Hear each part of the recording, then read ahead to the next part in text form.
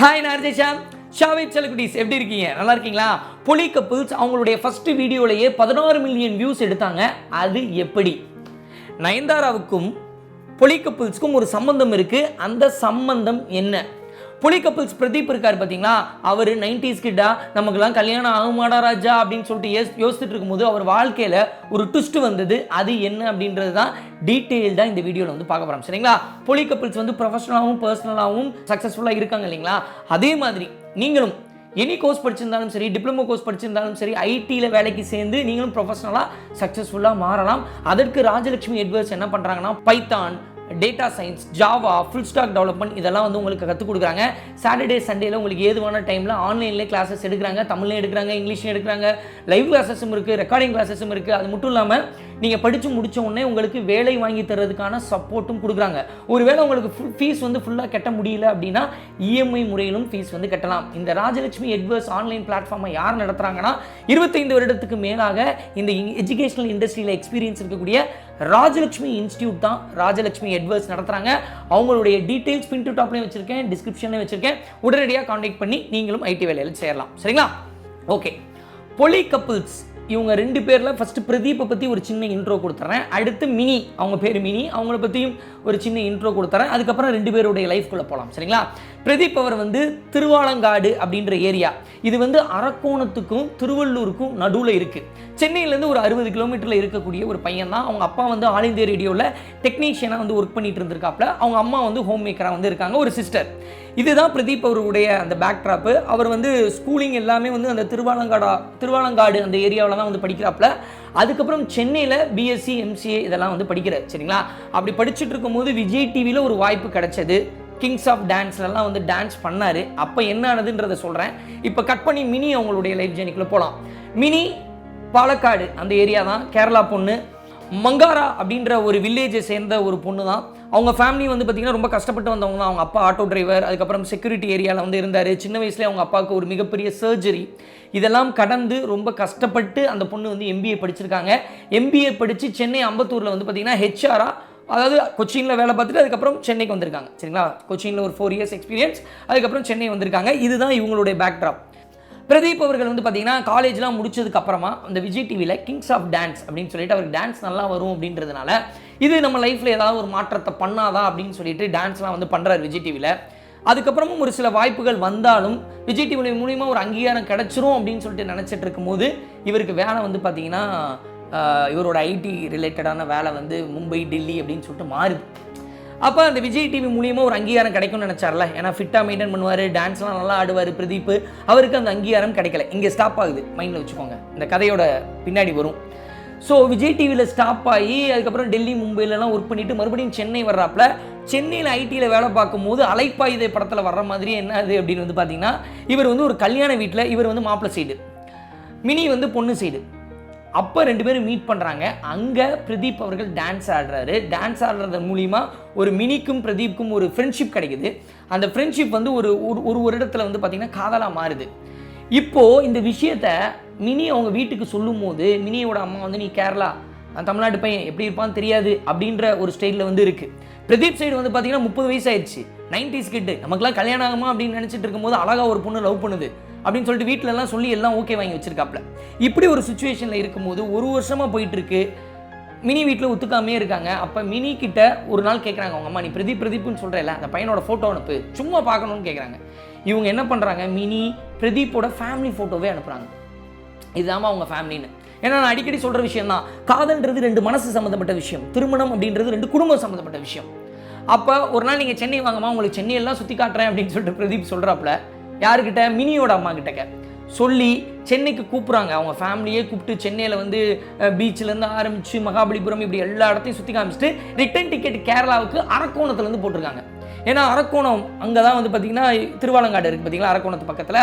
So அதனால் இப்போது பிரதீப்போட வீட்டுக்கும் போய் 2 ஃபேமிலியும் பேசுகிறாங்க. அப்போ பொண்ணை கொடுங்க அப்படின்னு சொல்லிட்டு ஒத்த காலில் பிரதீப் நிற்க, அதுக்கப்புறம் ஃபேமிலியும் பிடிச்சி போக 2 பேருடைய அந்த காதல் ஒரு 2 குடும்பங்கள் சேர்ந்து திருமணமாக வந்து மாறுது. இப்படி திருமணமாக மாறும்போது இங்கே மினி பண்ண விஷயத்துக்கு ஒரு மிகப்பெரிய ஹேட்ஸ் ஆஃப் பண்ணணும்.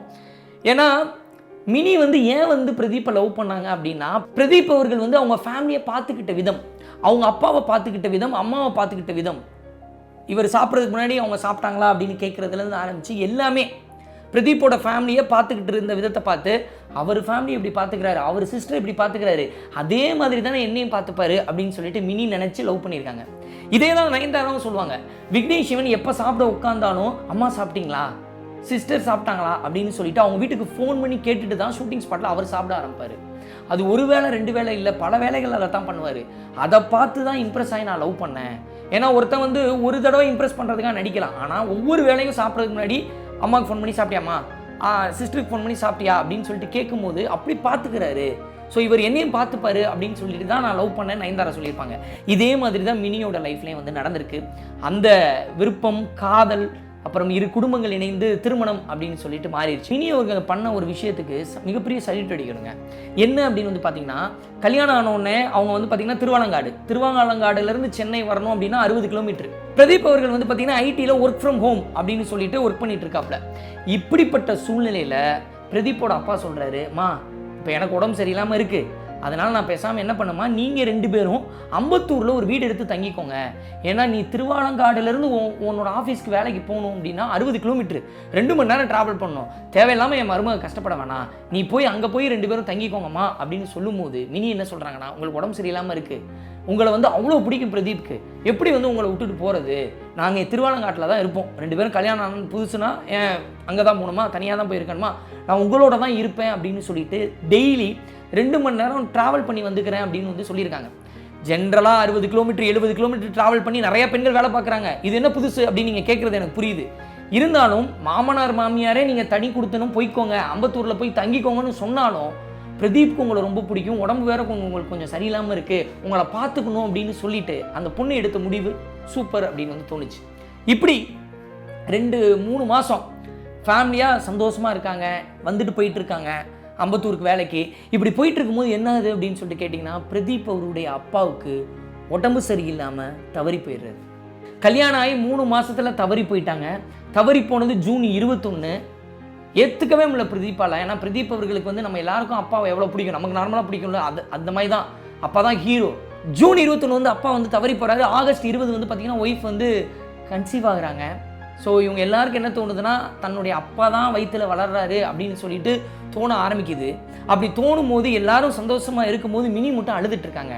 எதுக்காக கதறி அழுகிறாங்க அப்படின்னா, இப்போது குழந்தை வயிற்றில் இருக்குது, அப்பாவும் இப்போ தான் தவறி போயிருக்காரு, அம்மாவையும் தனியாக விட்டுட்டு இப்போ நம்ம அம்பத்தூரில் போய் தங்க முடியாது, என் வேலையும் விட முடியாது, ஏன்னா நான் வேலை பார்த்து சம்பாதிக்கிறேன் பார்த்தீங்களா, ஹெச்ஆராக நான் சம்பாதிச்சிட்டு இருக்கேன், அந்த காசு என் வீட்டுக்கு சப்போர்ட்டிவாக இருக்குது, அப்படி இருக்கும்போது எனக்கு என்ன பண்ணுறதுன்னு தெரியல, அழுக வருது அப்படின்னு சொல்லிட்டு அழுகிறாங்க.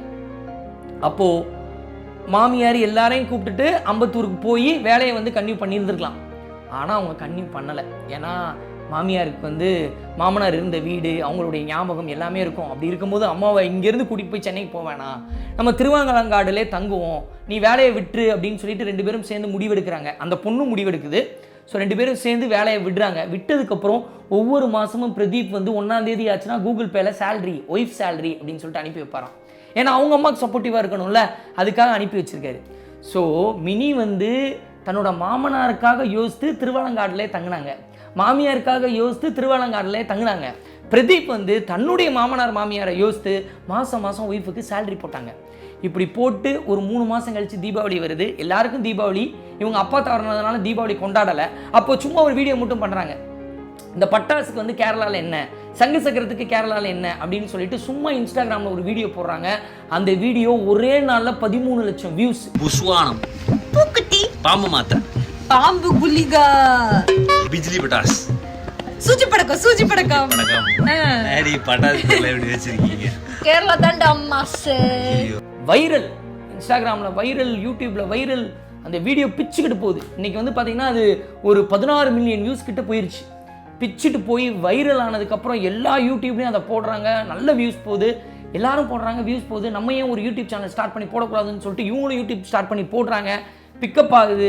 சேனல் பிக்கப் ஆனதுக்கப்புறம் சேலரி எனக்கு இல்லை, நான் வந்து ப்ரெக்னென்ட் ஆனதுனால போக முடியலையே அப்படின்னு நினச்ச மினிக்கு வந்து பார்த்தீங்கன்னா யூடியூப் மூலிமா ரெவன்யூ வர ஆரம்பிக்குது. யூடியூபோட ரெவன்யூ அப்படியே நீ வச்சுக்கோ, உன் ஃபேமிலியை பார்த்துக்கோ, ஐடியில் வர ரெவன்யூ நான் வச்சுக்கிறேன் அப்படின்னு சொல்லிட்டு முடிவெடுக்கிறது மட்டும் இல்லாமல் பிரதீப் என்ன பண்ணுறாரு அப்படின்னு வந்து பார்த்தீங்கன்னா, பிரதீப்பினுடைய மாமனார் மாமியார் பிரதீப்பினுடைய மச்சான் அவங்க ஃபேமிலி, பிரதீப்போட ஃபேமிலி, இவங்க எல்லாரையும் கூட்டிகிட்டு கூருக்கு போகிறாப்புல. நார்மலாக வந்து நம்ம எல்லாரும் ஃபேமிலியோட டூர் போவோம்னா எல்லாமே வந்து பார்த்திங்கன்னா மேக்ஸிமம் வந்து பசங்களோட ஃபேமிலி மட்டும் தான் போவாங்க, ஹஸ்பண்ட்ஸோட ஃபேமிலி மட்டும் தான் போவாங்க. இவர் ஒய்ஃபோட ஃபேமிலியும் கூட்டிகிட்டு வந்து போகிறாரு, எல்லாம் என் குடும்பம் அப்படின்னு சொல்லிட்டு போகிறாப்புல. போனதுக்கப்புறம் யூடியூப் பிக்கப் ஆனதுக்கப்புறம் நல்லா சம்பாரிச்சதுக்கப்புறம் இப்போ வந்து பார்த்திங்கன்னா குழந்தை பிறக்குது. அப்பா தவறி போன அப்பா கையில் வந்து குழந்தையா மாறினா எப்படி இருக்கும்? ஏன்னா அப்பா தவறி போன அடுத்த மாதம்தான் வந்து ப்ரெக்னென்ட் ஆனாங்க மினி. இன்னைக்கு அப்பாவே கையில் எடுத்து கொஞ்சம் மாதிரி இருக்குது பிரதீப் அவர்களுக்கு. அதே தான் மினிக்கும். எங்கள் மாமனார் வந்து என்னை வந்து அப்படி பார்த்துப்பாரு, என்கிட்ட வந்து கேட்பாரு, என்னம்மா உனக்கு இந்த வீடு பிடிச்சிருக்கா, என்னம்மா அந்த சாப்பாடு பிடிச்சிருக்கான்னு பார்த்து கேட்பாரு. நான் ஆஃபீஸ்க்கு போகணுன்னு சொல்லிட்டு ரயில்வே ஸ்டேஷன் வரையும் போகும்போது அவர் வந்து பைக்கில் விடுவார். இப்படி என்னை பார்த்துக்கிட்டாரு, அவர் போயிட்டாரு அப்படின்னு சொல்லிட்டு எனக்கு ரொம்ப கஷ்டமாக இருந்தது. இப்போ குழந்தையாக மாறி இருக்காரு அப்படின்னு வந்து சொல்கிறாங்க. அது மட்டும் இல்லாமல் இவங்களுக்கு ஆனந்த விடனில் இவங்களுக்கு ஒரு அவார்டு கொடுத்துருக்காங்க. அந்த அவார்டு கொடுத்த டைமில் விஜய் சேதுபதி அவர்கள் வந்து இந்த பொண்ணை பார்த்துட்டு சூப்பராக வீடியோ பண்ணுறமா, எங்கம்மா அவன் வீட்டுக்காருன்னு சொல்லிட்டு அந்த கூட்டத்தில், அந்த அவார்டு ஃபங்க்ஷனில் கூட்டத்தில் இவங்களை ரெகக்னைஸ் பண்ணி அவரை இவரையும் கூப்பிட்டு பிரதீப்பையும் கூப்பிட்டு சூப்பராக பண்ணுறீங்க, தீபாவளி வீடியோ எனக்கு ரொம்ப பிடிச்சிருந்தது அப்படின்னு சொல்லிட்டு ஒரு அங்கீகாரம் கொடுத்துட்டு போயிருக்காரு, ஒரு ரெகக்னேஷன் கொடுத்துட்டு போயிருக்காரு, ஒரு சப்போர்ட்டை கொடுத்துட்டு போயிருக்காரு. வாழ்க்கையில் ஒன்றுங்க, நம்ம விட்டு கொடுத்து வாழ ஆரம்பிச்சிட்டோம் அப்படின்னு வச்சுக்கோங்களேன். இப்போ வந்து 15 நாளில் லவ் பண்ணி டைவர்ஸ் ஆயிடுச்சுன்னு சொல்லிட்டு மாறி திட்டிகிட்டு இருக்காங்க. அதெல்லாம் யூடியூப்பில் போயிட்டுருக்கு. அந்த டைமில் இதை நான் ஸ்ட்ராங்காக சொல்லணும்னு நினச்சேன். ஹஸ்பண்டும் ஒய்ஃபும் இல்லை, நீங்கள் லவ்வர்ஸாக இருந்தீங்கன்னா உங்களுக்குள்ளே நீங்கள் விட்டு கொடுக்க ஆரம்பிச்சிங்கன்னா வாழ்க்கை ரொம்ப சூப்பராக இருக்கும் அப்படின்றதுக்கு பொலி கப்பிள்ஸ் வந்து ஒரு எடுத்துக்காட்டு. அது மட்டும் இல்லாமல் விஜய் டிவியில் அங்கீகாரம் கிடைக்கல அப்படின்னு சொல்லிட்டு நினச்சி வருத்தப்பட்டார். இன்றைக்கி விஜய் சேதுபதி மூலிமா ஒரு அங்கீகாரம் கிடச்சிருக்கு. ஹெச்ஆர் வேலை போயிடுச்சு ப்ரெக்னெண்ட்டாக இருக்கும் போது அப்படின்னு சொல்லிட்டு அழுதாங்க மினி. இன்றைக்கி வந்து பார்த்திங்கன்னா யூடியூப் மூலிமா சம்பாதிக்க ஆரம்பிச்சிட்டாங்க. சம்பாதிச்ச காசை தன்னுடைய ஃபேமிலிக்கு கொடுக்க ஆரம்பிச்சிட்டாங்க. அப்பாவின் மறு உருவமாக இன்றைக்கி அவருக்கு ஒரு குழந்தை கிடச்சிருக்கு பிரதீப்புக்கு. பிரதீப்பினுடைய குழந்தையினுடைய கண்ணோ மூக்கோ நெத்தியோ கண்ணமோ அவங்க அப்பாவை கண்டிப்பாக நினைவுபடுத்தும். நிச்சயமாக சொல்கிறேன், வாழ்க்கையில் என்றைக்குமே ஒரு கதவு மூடிச்சுன்னா இன்னொரு கதவு கண்டிப்பாக திறக்கும். ஆனால் நம்ம வாழ்க்கையில் ஒரு ஜன்னல் மூடிட்டாலும் அந்த 3 ஜன்னலே பார்த்துட்டு இருக்கோம். மூடிய ஜன்னலை பார்த்துட்டு இருக்கும்போது திறக்கப்படக்கூடிய கதவுகளை பார்க்க மறந்துடுவோம் அப்படின்ற விஷயத்த ஸ்ட்ராங்காக சொல்லணும்னு நினச்சேன். நிச்சயமாக இந்த வீடியோ உலகத்தில் ஏதோ மூலையில் இருக்கக்கூடிய பொண்ணோடையோ பையனோடையோ திருநங்கை என்னுடைய வாழ்க்கையை மாற்றும் அப்படின்னு சொல்லிட்டு நான் நம்புகிறேன். Thank you so much. உன்னை வென்று உலகை வெல்ல வீறு கொண்டு வாமா.